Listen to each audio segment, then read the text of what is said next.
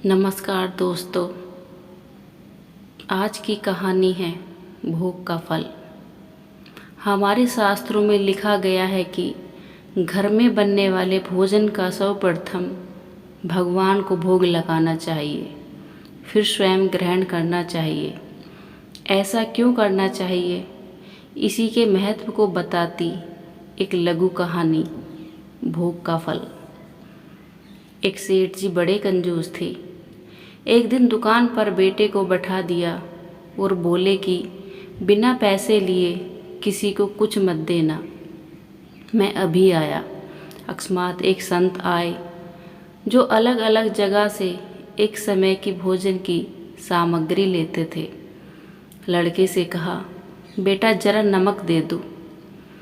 लड़के ने संत को डिब्बा खोलकर एक चम्मच नमक दिया।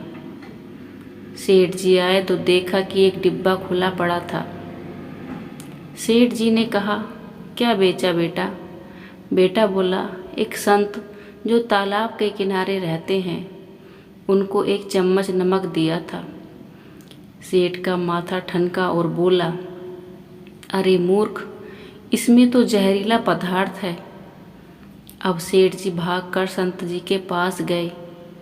संत जी भगवान के भोग लगाकर थाली लिए भोजन करने बैठे ही थे कि सेठ जी दूर से ही बोले, महाराज जी रुकिए, आप जो नमक लाए थे वो जहरीला पदार्थ था, आप भोजन नहीं करें। संत जी बोले, भाई हम तो प्रसाद लेंगे ही, क्योंकि भोग लगा दिया है और भोग लगा भोजन छोड़ नहीं सकते। हाँ, अगर भोग नहीं लगता तो भोजन नहीं करते। और कहते कहते भोजन शुरू कर दिया। सेठ जी के होश उड़ गए, वो तो बैठ गए वहीं पर। रात हो गई, सेठ जी वहीं सो गए कि कहीं संत जी की तबीयत बिगड़ गई तो कम से कम वैद्य जी को दिखा देंगे तो बदनामी से बचेंगे। सोचते सोचते उन्हें नींद आ गई।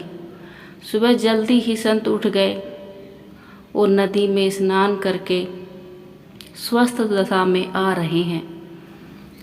सेठ जी ने कहा, महाराज तबीयत तो ठीक है? संत बोले, भगवान की कृपा है।